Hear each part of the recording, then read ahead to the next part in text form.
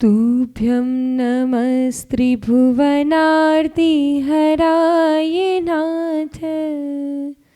तुभ्यं नमः क्षितितलामलभूषणाय। तुभ्यं नमः श्रीजगत परमेश्वराय। तुभ्यं नमो जिनभवोदधिशोषणाय। तुभ्यं नमो जिनभवोदधिशोषणाय। अनंतो मुख से गुरुवर के गुणों को गा नहीं सकते। अनंतो मुख से गुरुवर के गुणों को गा नहीं सकते। जहाँ गुरुदेव पहुँचे हैं वहाँ हम जा नहीं सकते। जहाँ गुरुदेव पहुँचे हैं वहाँ हम जा नहीं सकते। कि खुश हो दिल गुरु ने हाथ अपना रख दिया जिस पे। खुश हो दिल गुरु ने हाथ अपना रख दिया जिस पे।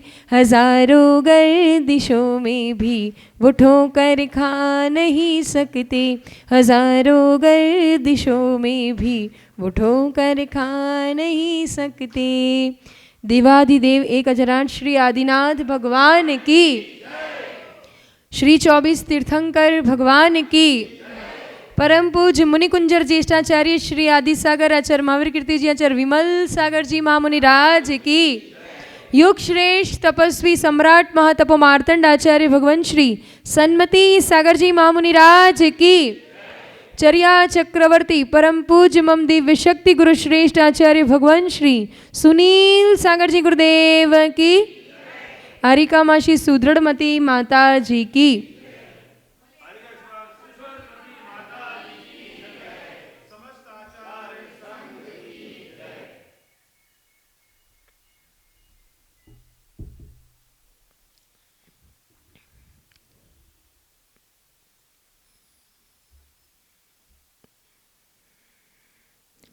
दुनिया के देव देते पल्ला झाड़ के। दुनिया के देव देते पल्ला झाड़ के, लेकिन वीतरागी जिनेंद्र प्रभु प्रभु आदिनाथ जो इनके चरणों में आता, ये देते छप्पर फाड़ के। भगवान तो वितरागी हो चुके और वो ना कुछ लेते ना कुछ देते हैं। काम हमारी श्रद्धा करती है, और जब श्रद्धा बलवती हो, जब श्रद्धा बलवती हो तो चाहे कितने ही चुनौती के कार्य आए, लेकिन वह श्रद्धा इतनी मजबूत हुआ जाया करती है कि फिर वह सफलता स्वयमेव अपने चरणों में आके मत्था टेकती है। और फिर जो उपलब्धि होती है, समर्पणता, समर्पणता और श्रद्धा एक इतने बड़े गुण हैं कि वो हर कार्य को संभव कर दिया करती है। अपने भीतर वह वास्तविक जो शरण है, जहाँ कुछ कहना नहीं पड़ता, जहाँ स्वयमेव उनकी उपस्थिति को, उनकी शरणभूत में अगर कोई आ जाए, जो उनकी शरणभूत हो जाए, तो निश्चित रूप से उपलब्धियाँ हो जाती है। प्रातःकाल की मंगल बेला और चित्तौड़ की तरफ आ रहे थे। रास्ता बड़ा कंकरीला और बड़ी चुनौती के साथ चित्तौड़ में प्रवेश हुआ, है ना। पर जब भगवान आदिनाथ की प्रतिमा के कल दर्शन हमको इंदर, जब भैया लोग आए थे शाम को निवेदन करने के लिए, तब भगवान आदिनाथ की प्रतिमा दिखाई कि माता जी आपको इस डेस्टिनेशन पर पहुंचना है, यहाँ पहुंचना है आपको। ये मंदिर है, ये जो नवीन जिनालय जो अभी फिलहाल में ही आचार्य भगवान जो किशनगढ़ से चतुर्मास करते हुए सीधा उन्होंने चित्तौड़ की तरफ विहार किया था। और चित्तौड़ में ऐतिहासिक पंच कल्याणक महामहोत्सव सानंद संपन्न हुआ। उसी क्षेत्र पे दिल्ली से जब आप लोग निवेदन करने आए थे कि माता जी आप सभी, आप पूरा संघ चित्तौड़ की तरफ विहार कर रहा है, आप भी चित्तौड़ की तरफ प्रयाण करें, तब क्योंकि दूरी बहुत ज़्यादा थी तो हमने साफ कहो सुखी रहो इसी उद्देश्य के साथ भैया को कह दिया था कि भैया पंच कल्याणक में तो नहीं आएंगे। लेकिन ऐसा होता है ना कि देखा, जब ना बेटा होता है, बेटा वो जब देखता है कभी क्या होता है, बेटा कमज़ोर हो, अगर बेटा समर्थ ना हो इतना, तो वो क्या करता है, जैसा जहाँ जहाँ पिताजी जाके आए और उसको पता ना हो कुछ भी, है ना, उसी रास्ते पे चलता रहता है कि पता है अपन तो अज्ञानी है, अपन को कुछ पता नहीं है कि गंतव्य तक पहुँचा कैसे जा सकता है। बस वो अपना पिता का अनुसरण कर ले, और पिता अगर कुछ उपलब्धि, ऐसा होता है ना, पिता व्यापार सेटल करके जाए, पिता सब कुछ उसे सेटल, कुछ उपलब्धि करके पिता अगर कुछ करके जाए, और उस फल को अगर बेटे जाके देखे, बीज अगर पिता बोए और फल अगर बच्चों को खाने मिले, तो वो फल का आनंद कितना अच्छा होता है, बताओ, होता है कि नहीं? बहुत बढ़िया होता है कि नहीं? अब हम जहाँ से निकल रहे थे, अगर ये जिनालय नहीं बना होता है तो अंदर पूरा कितना जाना पड़ता, और ये भैया ने कहा इसीलिए कितना सुंदर व्यवस्था बनाई, जिसको भी बाहर से निकलना उसके लिए सुंदरतम भव्य जिनालय। आचार्य भगवान वो बीज बोके गए और उसका फल, और प्रति पंच कल्याणक में तो आना नहीं हुआ, चर्चा तो हमने और सुनी थी कि चित्तौड़ में ऐतिहासिक चित्तौड़गढ़ पर रात्रि विश्राम आचार्य भगवान ने कितना फास्ट चलकर, चित्तौड़ वालों ने जी तोड़ मेहनत कर दी, है ना, फटाफट आचार्य भगवान ने भी चित्तौड़ आने के लिए जी तोड़ लगा दिया, और 27, 27, 28, 28, 29, 29, 30, 30 किलोमीटर चल के भी पंच कल्याणक के पूर्व आए, और विश्राम कहाँ किया, कहाँ किया? ये पंचम काल में भी चौथा काल दिखाने के लिए किया कि आज भी साधु गिरिकंदरा गुफाओं में ऐसे विचरण करते हैं, ठहरते हैं, ऊपर पहाड़ी पर जाकर पूरी रात्रि विश्राम करके उनकी साधना। वो किले में, कोई किला देखने बहुत लोग जाते हैं, किला देखने, टूरिस्ट प्लेस है ना, चित्तौड़गढ़ का फोर्ट तो बहुत ज़्यादा फेमस है, टूरिस्ट प्लेस है, इंटरनेशनल लोग यहाँ सभी लोग आते हैं, विदेशी लोग भी आते हैं, यहाँ के लोग भी देखने जाते हैं, हमसे भी निवेदन कर रहे थे माता जी जाके आओ, ऐसा। तो कहने का मतलब सभी लोग यहाँ देखने आते हैं।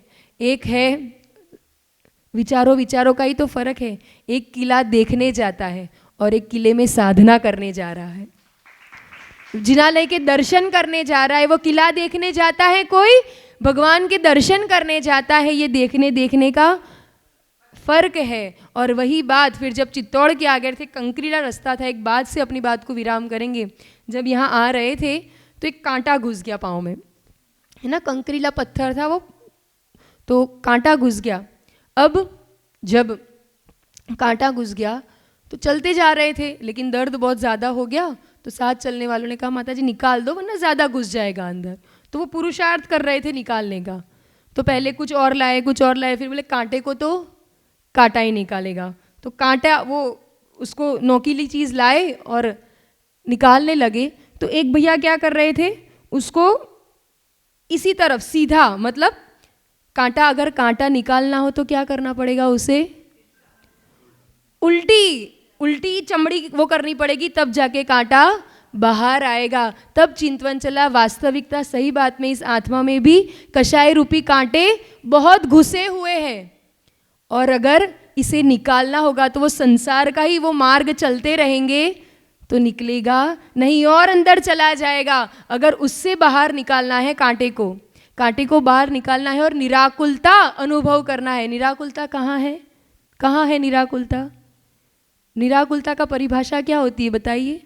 सुख यानी निराकुलता, सुख की परिभाषा निराकुलता कहती है। तो निराकुलता मतलब सुख, अनंत सुख कहाँ है? संसार में नहीं है, मोक्ष में है। लेकिन उसे पाने के लिए क्या करने पड़ेगा? संसार की धारा में नहीं चलना पड़ेगा, संसार से विपरीत। संसार मार्ग से विपरीत कौन सा मार्ग है? मोक्ष मार्ग है। मिथ्यात्व से विपरीत कौन सा मार्ग है? मोक्ष मार्ग है। उस कांटे को निकालने के लिए जैसे विपरीत चमड़ी को करनी पड़ी, वैसे ही इस कषाय रूपी कांटे को भी निकालने के लिए क्या करना पड़ेगा? और ये कला किसने सिखाई?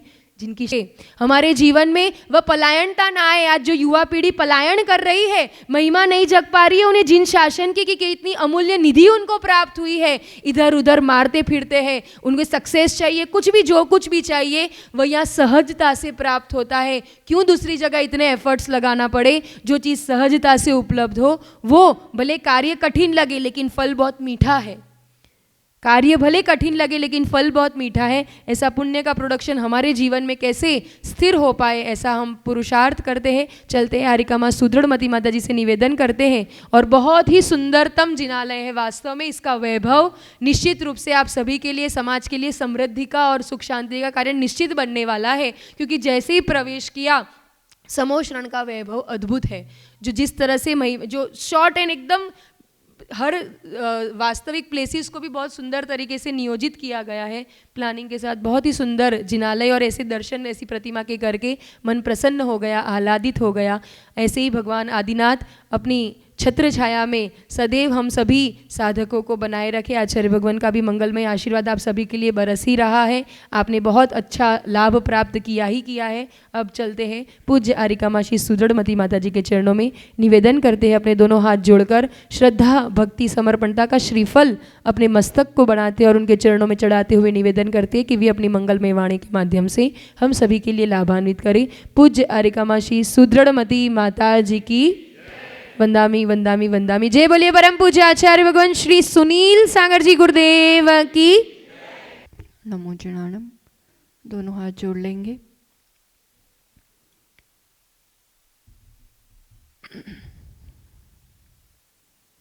मोक्ष मार्गस्य नेतारं भेतारं कर्म भूभृतां ज्ञातारं विश्वतत्त्वानां वन्दे तद्गुणलब्धये। दर्शनं यस्य वैराग्य वर्धकमगनाशकं प्रशान्तिदायकं चाहं वन्दे सुनीलसागरम्। जय बोलो देवादिदेव खजारान श्री आदिनाथ भगवान की। वर्तमान शासन नायक महावीर भगवान की। आचार्य श्री आदि सागर जी महावीर कीर्ति जी विमल सागर जी महाराज की। तपस्वी सम्राट आचार्य सन्मति सागर जी महाराज की। चतुर्थ पट्टाधिचर्या चक्रवर्ती मम प्राण प्राकृताचार्य श्री सुनील सागर जी गुरुदेव की।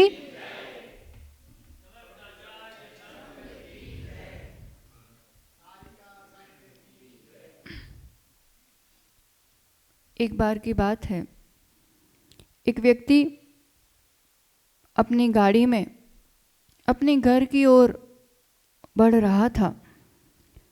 वो अपनी यात्रा अच्छे से हंसी खुशी परिवार के साथ, कहीं भोजन चल रहा, कहीं संगीत चल रहा और बहुत आनंद के साथ आगे बढ़ रहा है। उस रास्ते में आगे बढ़ते हुए ये हैप्पी जर्नी में एक और गाड़ी उसके पास से गुजरी और वो दूसरी गाड़ी जैसे उसके पास से गुजरी और उसने मन में सोचा कि अब मुझे इससे आगे जाना है, लेट्स रेस। दौड़ थी नहीं, उसने सोचा अब वही गाड़ी है, वही यात्रा है, वही परिवार है और वही मंजिल की ओर आगे बढ़ना है। अब उसकी यात्रा कैसी होगी, अब कैसी होगी? ये हैप्पी जर्नी अब वरी जर्नी में बदल जाती है। अब वो ना परिवार का कोई प्यार से बात कर रहा तो ना वो समझ में आ रहा है, ना भोजन दिख रहा, ना संगीत दिख रहा। अब उसकी पूरा फोकस बस उस गाड़ी से। और इसी उधेड़बुन में आगे बढ़ते बढ़ते कहीं गाड़ी टकरा गई, रुक गई। वो सामने वाला जो दूसरी गाड़ी वाला था उसको लगा अरे कुछ तकलीफ में है। वो अपनी गाड़ी से नीचे उतर के इनके लिए मदद करने के लिए आया, उनकी गाड़ी व्यवस्थित की, दोनों वापस आगे बढ़ने लगे और जाकर के एक सिग्नल पर रुक गए। अब चाहता तो इन्हें धन्यवाद दे सकता था, इनसे अच्छा रिश्ता बना सकता था, आगे के लिए निमंत्रित कर सकता था, पर वो कीड़ा घुसा हुआ है ना, क्या ये मौका है, ये मौका नहीं छोड़ना चाहिए। और वो सिग्नल तोड़ के भी बस आगे बढ़ने के लिए। ये जीवन की यात्रा ऐसी है, कितनी गाड़ियां बदल ली आज तक, मंजिल तक नहीं पहुंच पाई है, क्योंकि वो सिर्फ अपनी यात्रा का ध्यान नहीं रख रहा है। वो आगे पीछे देख करके जितनी कषाय, जितने पाप बस सिर्फ और सिर्फ इस ईर्ष्या की दौड़ में हो रही है। बच्चों को भी उनकी सोच, उनका अपने रुचि, उनकी क्षमता कुछ नहीं देखा जाता। एक विचारधारा बना करके रखी हुई है कि life is competition, life is race, और इस कंपटीशन में मुझे कैसे भी करके अपना अस्तित्व बना करके रखना है। हम सामाजिक प्राणी हैं, संसार में बहुत लोगों के बीच रहते हैं और सबके पास अपने पुरुषार्थ से कहो, अपने भाग्य से कहो, कम या ज़्यादा होता है। जो भी बाहरी चीज़ें या बाह्य उपलब्धियां हैं उसमें कुछ अंतर होता है, पर दिक्कत यहाँ है कि हमने उसी को आधार बना लिया है अपने स्टेटस का, अपने अस्तित्व का, और उसी की तुलना में राग द्वेष बढ़ाए जा रहे, और उसके अंतर्गत कोई भी बाह्य किसी भी तरह की उपलब्धि हो और उसमें अगर वो किसी को मिल जाए और मेरे पास वो ना हो, चाहे पैसा हो, चाहे सम्मान हो, चाहे ज्ञान हो, किसी भी रूप से मेरे पास थोड़ा कम है और किसी के पास जो मेरे ही आसपास है और मेरे ही स्तर का है, अगर उसके पास मिल जाए तो फिर सहन नहीं कर पाते, फिर वो ईर्ष्या रूपी कीड़ा कि इसके पास कैसे, तो ये कैसे, तो मैं कमती कैसे, ये स्वीकार नहीं कर पाते हैं, और ये फिर अवगुण देखना, दूसरों की टांग खींचना और अपने विकास का सबसे बड़ा अवरोधक बन जाता है। इसी काल में, इसी पंचम काल में कहो, और इस तरह के वातावरण में एक साधारण से गांव में जन्मा एक कोई कितनी उन्नति कर सकता है, कितना ऊंचा पहुंच सकता है, ये इतनी छोटी उम्र में आचार्य भगवान के जीवन से झलकता है कि इस जर्नी को हर पल आनंदमय एक संतोष के साथ किस हद तक एक आत्मा विकास कर सकता है और दूसरों का कल्याण कर सकता है। 40-45 वर्ष की उम्र और इतने बड़े संघ को, समाज को, सबको लेकर के इस रूप से, इस दृढ़ता से मोक्ष मार्ग में आगे बढ़ना कैसे हो सकता है? आज 22 तारीख है, पिछली 22 को तो जन्म हो गया था, बड़े धूमधाम से मनाया जा रहा होगा। तब तो कहाँ किया था पंच कल्याण? अच्छा, यहीं पास में। तो वो एक अलग ही दृश्य रहा होगा। आचार्य भगवान शायद पहली बार उनका तभी चित्तौड़ आना हुआ है ना, और तब भी चित्तौड़ के लिए निकले थे वो, जब सारवाड़ और वो पंच कल्याणक था तब भी, पर वो यहाँ का उस समय नहीं हो पाया। सब समय निश्चित है कब क्या होना है, तो वो किशनगढ़ वालों को लाभ मिल गया, बाकी तो कहाँ के कहाँ आगे बढ़ गए होते, चित्तौड़ से ईडर की तरफ बढ़ गए होते। पहले भी चित्तौड़ आ रहे थे, जब कोरोना जो लॉकडाउन हुआ उसके जस्ट पहले निम्बाहेड़ा तक आ गया था संघ, यहीं महावीर जयंती मनाना था, पर वो रिटर्न हो गया था। तो वो समय निश्चित है कब किसके कहाँ चरण पड़ने हैं, किसको कैसा लाभ मिलना है। और आचार्य श्री भगवान के इतने उन्नत जीवन का उनका रहस्यमय सूत्र बताए, जो जीवन में वो खुद जीते हैं और सबको लिए परोसा है। और आचार्य भगवान कहते हैं जीवन में विकास करना है, उन्नत करना है, और जो जी रहे हैं उसको आनंदमय हैप्पी जर्नी कहते हैं हम। आनंद यात्रा है, डेस्टिनेशन नहीं है कि ये कर लेंगे फिर खुशी मिलेगी, ये कर लेंगे फिर आनंद मिलेगा, ये काम हो जाएगा फिर शांति मिलेगी। करते करते जीते करके खुश हो, उसको देख करके अनुमोदना करो। कोई भी जीवन में आगे बढ़ा, don't be superior to others, be superior to your own former self. मैं इससे बढ़ूँ, आगे बढ़ूँ, बहुत अच्छी बात, पर इससे बढ़ूँ, इससे आगे बढ़ूँ, यहाँ दिक्कत हो जाती है। सबसे बड़ा पद या सबसे बड़ी उपलब्धि, सिद्धत्व से बड़ा कोई पद या उपलब्धि है जीवन में? बताओ, वो कैसे बने होंगे सिद्ध? कंपटीशन कर करके। पार्श्वनाथ ने नेमिनाथ से की होगी, नेमिनाथ ने ऐसे बने। कभी ये निहारा करो, कभी पूछा करो, कैसे पाई, कैसे आप में ऐसी अद्भुत शांति है, कैसे पाया आपने, ये कैसे पाया? तीर्थंकरत्व कैसे पाया जाता है? खुद का विकास करके, खुद को निहारा, खुद को निखारा, पर सबसे पहले एक भावना कि जो मुझे चाहिए सबको सुख मिले, ये भावना तीर्थंकरत्व का अवसर कराती है दर्शन विशुद्धि के साथ। हम कितना ही कह ले मेरी भावना में कि सुखी रहे सब जीव जगत के, पड़ोसी का बिल्डिंग थोड़ा बड़ा बन जाएगा या बड़ी कार आ जाएगी तो पचने वाला नहीं है। सबके लिए सुख की भावना, तब जाकर के इतना खुद का विकास किया और फिर वो ऐसा समोशरण और ऐसा स्थान पाया कि सबके लिए सुख का मार्ग बता पाए। ये प्रैक्टिकल धर्म है। जो मैं अपने लिए चाहता हूँ वही सबके लिए चाहूँ, और जो मैं अपने लिए नहीं चाहता, क्या नहीं चाहते? दुख नहीं चाहते, दर्द नहीं चाहते, अपमान नहीं चाहते, पीड़ा नहीं चाहते। जो अपने लिए नहीं चाहता हूँ वो दूसरों के लिए भी नहीं चाहे। यही अहिंसा है ना, यही धर्म है। और जो अपने लिए चाहता हूँ, मैं प्रेम चाहता हूँ, सम्मान चाहता हूँ, उन्नति चाहता हूँ, जो जो अपने लिए चाहता हूँ वो सबके लिए चाहूँ। सबको मिले ना मिले वो उसका कर्म है, पर तुम्हें मिलना प्रारंभ हो जाएगा। और ये धर्म जीना है, ये प्रैक्टिकल धर्म है। कहने को बहुत कुछ है, गुरुओं की वाणी, गुरुओं का आप लोग सुनते हो, बस सुनो, जितना भी सुनो, गुनो, जीवन में चुनो, और थोड़ा बहुत भी 5% 10% भी उसको जीवन में जियो, आत्मसात करो। सिर्फ कंपटीशन और कंपैरिजन में नहीं, कोऑपरेशन, परस्परता, परिस्पर्धा नहीं। छोटी सी मुट्ठी भर जैन समाज है, अगर एक हो जाए ना, हम तो कहते हैं जितने पंच कल्याणक होते हैं आजकल, तो इसके भी बहुत ज़्यादा विधान होते थे पहले, ऐसे आज देश भर में पंच कल्याणक हो रहे हैं। अच्छी बात है, ये भी जिन धर्म की प्रभावना का एक बहुत बड़ा माध्यम है, और कितने ही लोगों तक ये संदेश पहुंचते हैं, अच्छी बात है।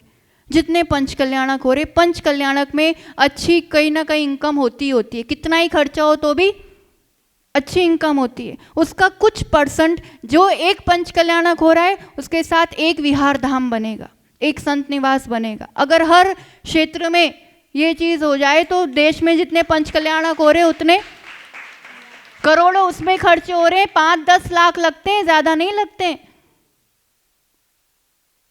अभी आ रहे थे, इतना बड़ा तो बोर्ड किसी के नाम का मार्ग था, और इतना तो जैसे रोड नहीं पूरा हो रहा तब तक तो इतनी बड़ी धर्मशाला और गुरुकुल और क्या का क्या था।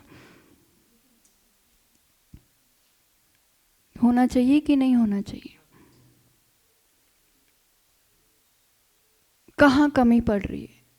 पैसों की कमी नहीं है, सिर्फ भावनाओं की कमी है, और आपसी खींचातानी से फुर्सत नहीं है। आने वाली पीढ़ी के लिए ये बहुत ज़रूरी है। जहाँ जहाँ एजुकेशन हब्स हैं, जहाँ जहाँ बच्चे पढ़ने वाले ऐसे हैं, वहाँ ऐसी हॉस्टल्स होनी चाहिए, अच्छी फैसिलिटी की दो, जहाँ हम अपने बच्चों को भी रखना पसंद करें, और कोई दूसरा भी आए तो वहाँ रखे, वो भी नमोकार के साथ दिन शुरू करेगा, अच्छा सात्विक भोजन करेगा।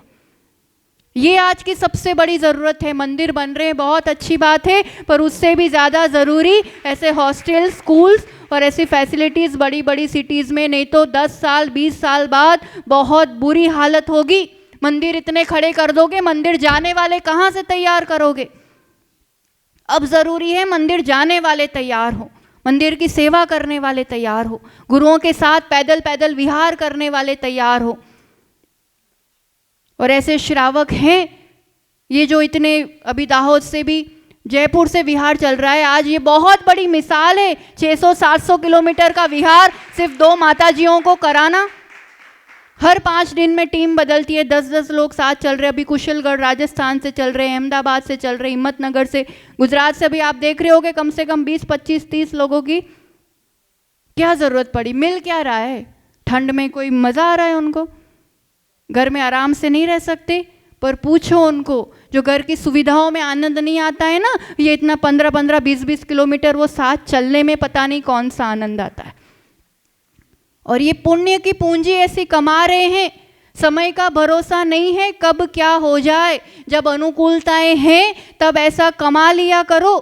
हमने बहुत अच्छे से तैयारी की कोई फंक्शन की, ठीक है ना, आजकल तो रात को ही होते हैं, बड़ा तामझाम किया, ठीक, एकदम लाइट चली जाए तो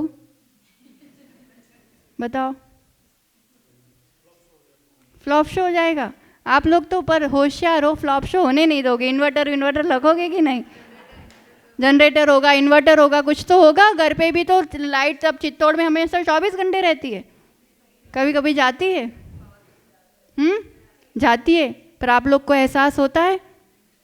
क्यों नहीं होता है? इन्वर्टर चालू हो जाता है तो लाइट गई वो पता ही नहीं चलता है। वो इन्वर्टर चार्ज कब होता है? जब लाइट रहती है तब वो चार्ज होता है। तो एकदम से लाइट चली जाए तो भी इतना एहसास नहीं हो पाता है।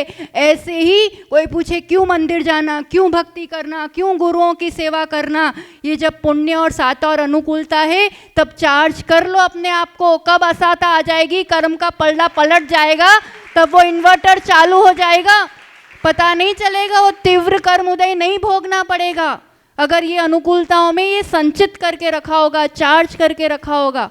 इसलिए हमेशा चाहे कैसा भी समय हो, देव शास्त्र गुरु की निकटता, उनकी सेवा, उनकी भक्ति आपके लिए ये फिर बड़े बड़े सुख के दिनों में जिन्होंने ये किया होता है ना, तो बड़े दुख के दिन जीवन में फिर आते ही नहीं हैं। इसलिए कभी भी धर्म किया हुआ व्यर्थ नहीं होता है। बस वो धर्म हमें निष्कषायता की ओर ले जाए, वो धर्म अहम को विसर्जित कर अपने अरहम अवस्था तक ले जाए, और वो धर्म स्वयं आचरण में आए। और जो आज साधना आराधना के साथ प्रभावना के लिए भी जो जो ज़रूरी है, वैसे भी आयाम ये जिन समाज, जैन समाज कर पाए, यही मंगल भावना के साथ कि आप सबका जीवन देव शास्त्र गुरुओं की भक्ति सेवा के साथ और आगे आने वाली पीढ़ी के लिए भी हम एक नया आदर्श प्रस्तुत कर सबके लिए ये जिन शासन मंगलमय हो, मंगलमय है ही, बस वो मंगलमय समझ पाए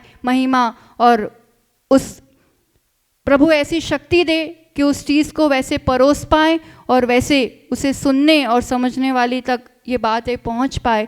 बस इसी मंगल भावना के साथ कि जीवन में प्रतिस्पर्धा नहीं, परस्परता हो, कंपटीशन नहीं, कोऑपरेशन के साथ जब आगे बढ़ते हैं तो हमारे साथ सबका भला होता है, और हमें जो मिले वो सबको मिले, सबको सुखी हो। इसी मंगल भावना के साथ प्रभु आदिनाथ के चरणों में अद्भुत वैभव है इस जिनालय का। सच में बहुत ज़्यादा एक जो सुंदरता कहेंगे ना, बहुत ही, और ऐसे स्थान बनते रहने चाहिए। और इसी मंगल भावना के साथ कि प्रभु आदिनाथ के मार्ग पे चलते हुए हम सबका मोक्ष मार्ग प्रशस्त हो। जय बोलो आचार्य उगन सुनील सागर जी गुरुदेव की। हम सभी ने बड़े ध्यान से श्रद्धा भक्ति के साथ श्रवण किए, और माता जी जिस रूप से बात कर रहे थे कि चेतन तीर्थों का निर्माण होना चाहिए। चेतन तीर्थ मतलब जो तीर्थों पर जाने वाली चेतना जागृत हो, उनके जीवन में धर्म हो, धर्म पलायनता जो बढ़ रही है, और ऐसे समाजों को ऐसा कोई कार्य करना चाहिए जिससे युवा पीढ़ी धर्म से जुड़ सके, युवा पीढ़ी को भगवान के जिनालय के द्वार पर लाने का, वो महिमा जगाने का आज के माध्यम से सिर्फ एक और एक माध्यम है, अपनी सोशल मीडिया का सदुपयोग जिन शासन के लिए करें, है ना। उनको बाहरी दुनिया के बाहरी प्रभाव, बाहर के वक्ता इतना ज़्यादा, उन लोगों को वो मोटिवेशनल स्पीकर लाखों लाखों रुपए लेकर उनका सेशंस लेंगे, उनकी बात मतलब सुनने के लिए वो लोग खर्च करते हैं अपनी, कि भाई हमें कुछ ना कुछ ऐसा मोटिवेशनल स्पीच। लेकिन हम कहेंगे हमारे जो जिन शासन के जो अनुयायी, जो हमारे चलते फिरते तीर्थ दिगंबर गुरु, आज के वर्तमान श्रवण संस्कृति में ऐसे कई साधक हैं कि जो बेस्ट से बेस्ट मोटिवेशन करते हैं, और हम तो कहेंगे जिनका मेडिटेशन ही मोटिवेशन है। ऐसा मतलब इतनी सुंदर तरीके से, और उसी में से आपने अभी जो श्रवण किया अरिका सुदृढ़मती माता जी, हम वास्तविक माता में कह रहे हैं कि जो युवा पीढ़ी पलायन कर रही है ना हर तरफ, तो ऐसे जो अपनी वक्तव्य के माध्यम से जिन शासन की महिमा जगाते हो, ऐसे साधकों की रील्स आप जितने लोग बैठे हैं ना, क्योंकि जिस उम्र के लोग बैठे हैं, जो बाहर से आए उनको छोड़ के, अगर लोकली चित्तौड़गढ़ समाज की बात करें तो सभी लोग कौन सी उम्र के हैं, है ना। तो आपके बाल बच्चे, जो युवा पीढ़ी जो धर्म को बोरिंग समझती है, क्या समझती है कि धर्म तो हमारा काम नहीं है, धर्म करना तो बोरिंग है। लेकिन ऐसे जब सब ऐसे साधक कुछ बोलते हैं तो वो बोरिंग नहीं होता, वो समझ आता है कि धर्म बोरिंग नहीं है, ये अपॉर्चुनिटी है ग्रोइंग की। क्या है ये अपॉर्चुनिटी? ग्रोइंग, अपना विकास करने की ये धर्म शैली है। तो नमो जिनानम जो एक सोशल मीडिया पे चलता है, माता जी के माध्यम से कुछ ऐसे उनके प्रवचनों से रील्स निकलती है, आप जैसे युवा बच्चे जो यहाँ बैठे हैं उसमें से ऐसा पुरुषार्थ करते हैं कि जन जन तक वह चीज़ पहुंचाए। ये इसलिए क्योंकि स्वयं ये खुद एडुकेटेड होते। माता जी ने अपने गृहस्थ जीवन में कंप्यूटर इंजीनियरिंग किया, LNT में जॉब थी, गोल्ड मेडलिस्ट थे। तो ऐसे वक्तव्य जब देते हैं और जिन शासन की बात रखते हैं तो युवा पीढ़ी के जीवन में वह परिवर्तन आता है, उनके जीवन में वह कन्विंसिंग, क्योंकि उनको आंसर्स मिलते हैं ना उनकी समस्याओं का। तो ये नमो जिनानम चैनल पर उनकी रील्स प्रसारित होती है, समाज में भी कई लोग देखते ही होंगे। तो अपने समाज को लाभ दे और स्पेशली अपने बच्चों को ज़रूर फॉरवर्ड करें। उन्हें आज संपत्ति देने की ज़रूरत नहीं है, उनको संस्कार देने की ज़रूरत है। संस्कार सही होंगे तो उनकी संपत्ति निश्चित रूप से उनकी उन्नति का कारण बनेगी। वरना यही संपत्ति अगर संस्कारों का परिवर्तन नहीं हो पाया, संस्कार सही बीजारोपण नहीं हो पाया, तो ये फिर ये क्या हो जाएगा, उन्नति का कार्य नहीं बनकर हुए ये कहीं ना कहीं विपत्ति का कारण बन रही है ना। जैन शासन जो बच्चे हमारे, हमने देखा ये मेट्रो सिटीज़ की हालत, जैनी श्रावक के बच्चे, हमारे जैनी बच्चे क्लब बार व्यसन करते हुए नजर आएंगे, मांसाहार करते हुए नजर आएंगे, तो जिन शासन कहाँ जाएगा बताइए। ये हमारा दायित्व है। हम पावर ऑफ, एक ही बात रख के हम विराम करेंगे। जब ये रूल्स हम जो दिलाते हैं, हम एक ही बात देखते हैं, पावर ऑफ अटॉर्नी लिखते हो ना आप लोग, क्या लिखते हो? पावर ऑफ अटॉर्नी अपने बच्चों के नाम करके जाते हो, है ना, कि हमारा बच्चा, जो हमने भाई दुख देखे, सभी माता पिता को क्या रहता है कि जो संघर्ष हमने देखा है वो हमारे बच्चे ना भोगे। तो अगर वो उनका संघर्ष, अगर आपको उसको हर्ष बनाना है, उसको वो उनका आनंद देना चाहते हो, वो उन्नति और वास्तविक में उसको धनवान बनाना चाहते हो, इतना करके जाना। पावर ऑफ अटॉर्नी में जितनी भी आपकी वसीयत है, जो भी लिख के जाओ, लास्ट लाइन में इतना लिख के जाना, हमारे जाने के बाद अगर ये पूरी संपत्ति का हकदार वो बेटा होगा, हमारे बच्चे तभी होंगे जब ये प्रतिदिन जिनालय जाएंगे, जब ये प्रतिदिन, जब भी नगर में कोई साधु आएंगे तो उन साधु के लिए पड़गाहन करेंगे, अपने घर को मंदिर बनाएंगे, जब ये आहार विहार में सम्मिलित होंगे। अगर ये संस्कार दिखे, जब ये सब चीज़ रहेगी, तभी ये संस्कार, ये जो संपत्ति का वारिसदार या हकदार होगा। ये करना बहुत ज़रूरी है, वरना पलायनता बहुत हो रही है। हमें पलायनता नहीं, हमें कुछ ऐसी परवरिश करनी है और संस्कारों का बीजारोपण करना है जिससे हमारा जिन शासन तो जैवन था, है और रहेगा। कोई करे ना करे, वो तो आज भी अप टू डेट है, लेकिन उस जिन शासन में अगर हमने जन्म लिया है तो उसे हमें सार्थक करना होगा। उसे हम उस अपॉर्चुनिटी को ग्रैब करके हमें अपने जीवन में उसका फ्रूट, उसका फल भोगना है। तो ये पुरुषार्थ हम सभी से मिलकर होगा। केवल हम लोग संत खाली प्रेरणा दे देंगे उससे काम नहीं होगा, पुरुषार्थ आप लोगों को करना पड़ेगा, है ना। तो नमो जिनानम चैनल के माध्यम से उसे सब्सक्राइब करें और अपने बच्चों को इंस्टाग्राम के, क्योंकि आज बच्चे यही भाषा समझते हैं, तो उनकी भाषा में, उनकी लैंग्वेज में ये जो आप पुरुषार्थ करें, ऐसे विद्वत और विद्वान साधुओं का हमारे जीवन में वह संगति बनी रहे, ताकि हमारा जीवन उन्नत हो सके। इसी दिव्य मंगल भावना के साथ, जिनवाणी के ज्ञान से सूझे लोकालोक, सोवाणी मस्तक नमो सदा देत हूँ धोग। हे जिनवाणी भारती तो हे जपो दिन रैन, जो तेरी शरणा रहे सो पावे सुख चैन।